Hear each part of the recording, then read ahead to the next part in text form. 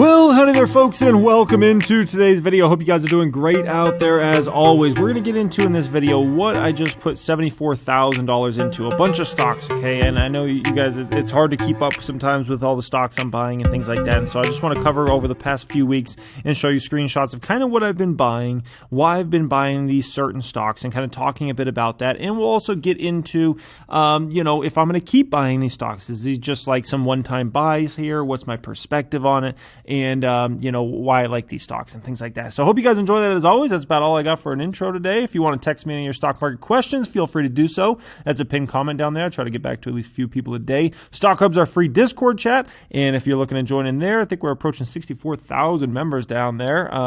It's amazing. So check it out. Okay.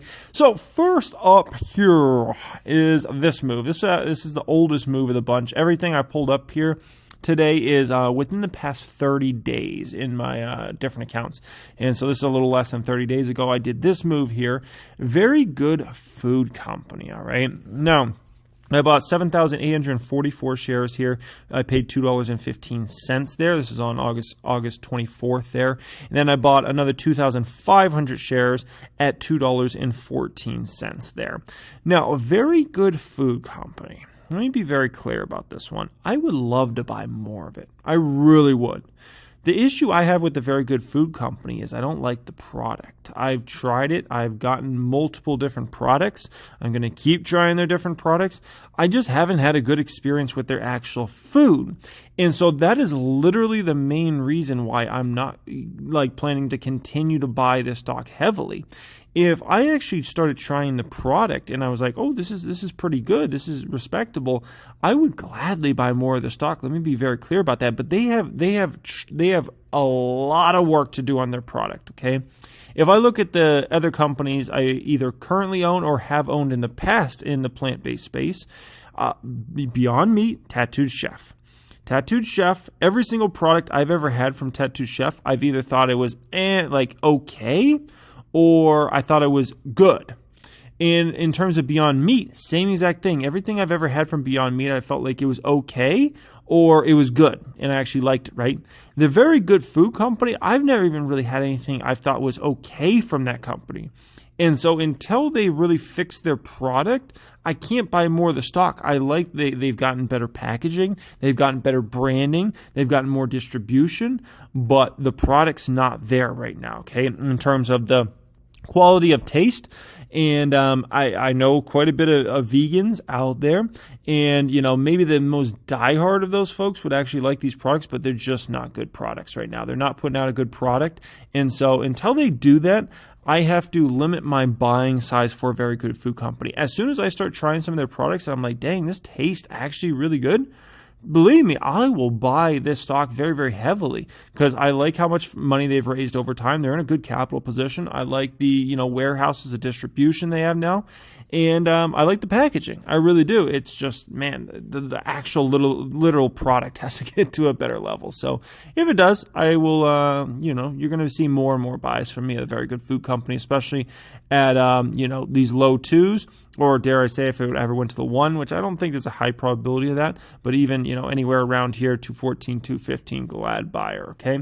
Next one up here is the Honest Company. So this particular move here, this was on September 7th here, September 7th and September 7th in regards to the Honest Company. So here I bought 300 shares, paid $10.52 each for those shares. Here I bought 1,700 shares, paid $10.53. In relation to the Honest Company, I don't even really care if I pay $9.50 for it, $10.50, $11.50. It doesn't really matter. I think I'm going to make bank on this stock over the next 3 to 5 years. I believe this is a $20, $30, if not $40 or $50 stock over the next 3 to 5 years. The chances I lose money in the stock are insanely slim, in my opinion. Like the chances it's 3 years in the future and this is a $5 stock, I think is insanely slim. And I would put it as insanely high probability this is a $20, $30, or $40 stock.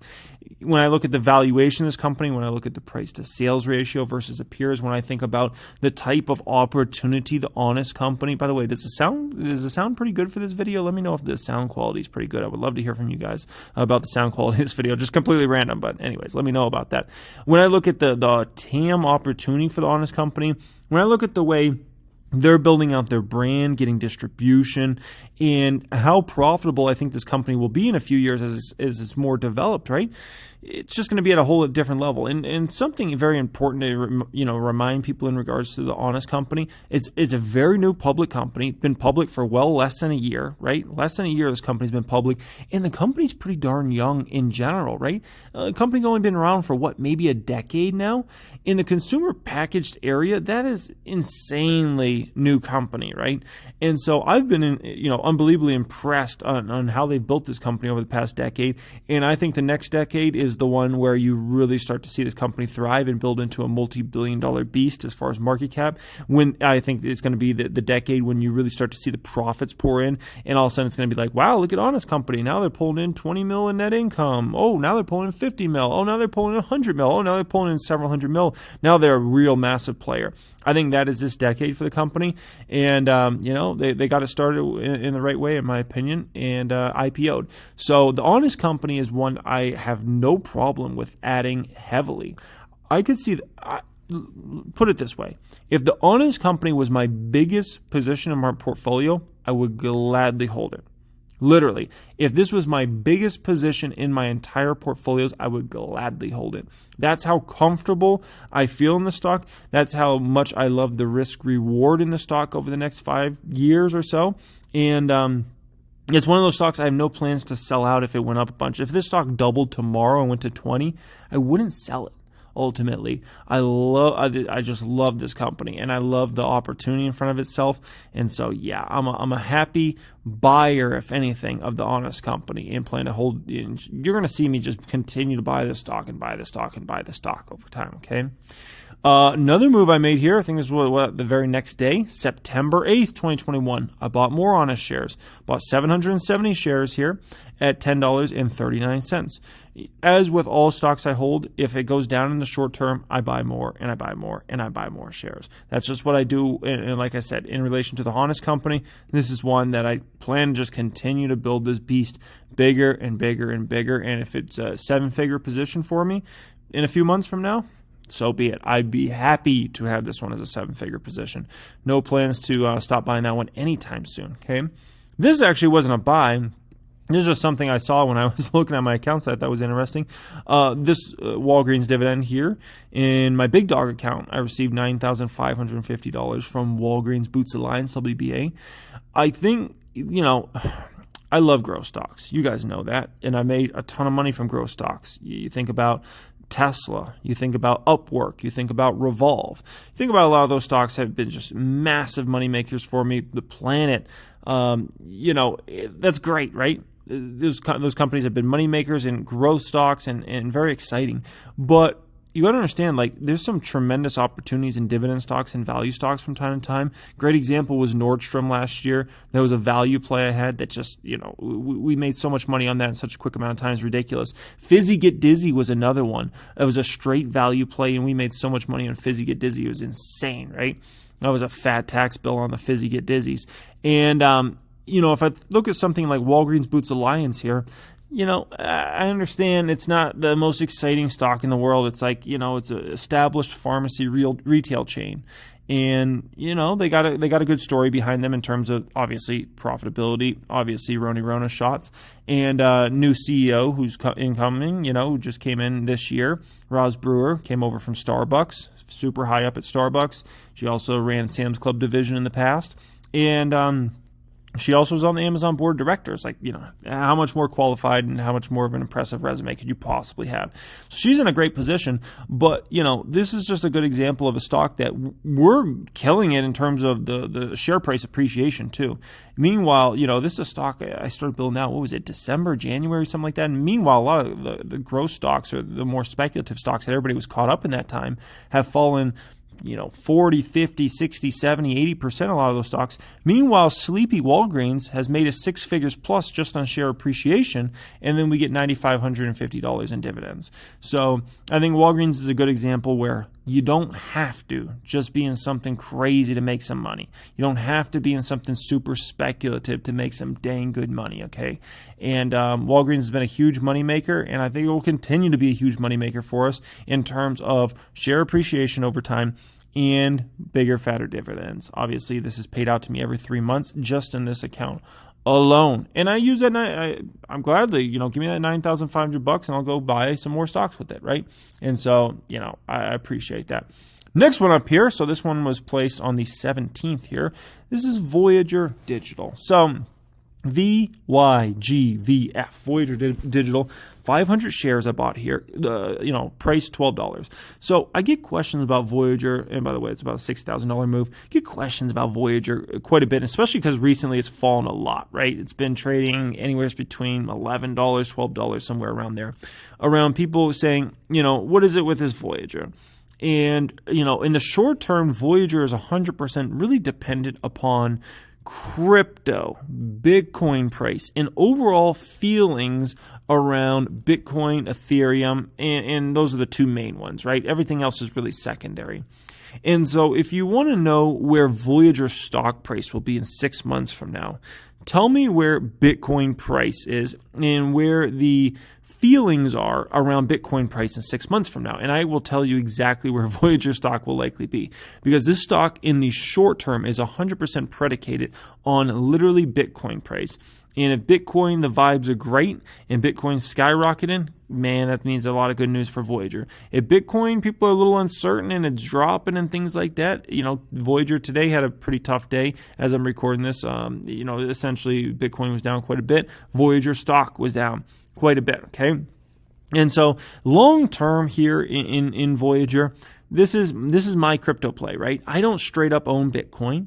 I don't straight up own Ethereum or anything like that right now, or Cardano or Dogecoin or any of that stuff. So my one play here is around Voyager.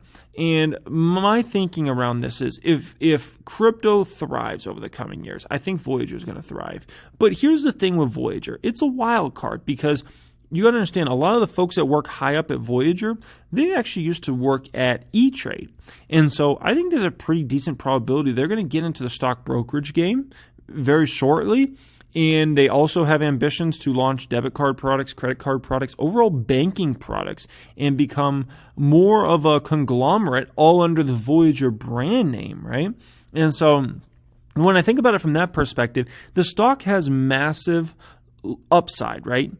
Absolutely does it come with this risk. If Bitcoin's at 5,000 tomorrow, Voyager might be at $3, okay? Just flat out. If Bitcoin's at 15,000 tomorrow, Voyager might be at $4 or $5. Like, that's just the way it works, okay? And so from that standpoint, it comes with its big risks, that this thing is so dependent upon Bitcoin price, especially in the short term, until they build out a business that's more diversified and has other income streams and other ways of generating revenue, clients, things like that. Until that, man, it's really a crypto name. Like I said, if Bitcoin's at 15,000 tomorrow, this is like a $4 or $5 stock, just flat out. On the flip side, if Bitcoin's pumped to 100,000 tomorrow, Voyager's at $30, $40, $50 a share. It's just literally that simple in the short term around Voyager. But I love the long-term story here. It is a stock I have to limit position sizing in. I can't go too crazy on Voyager, right?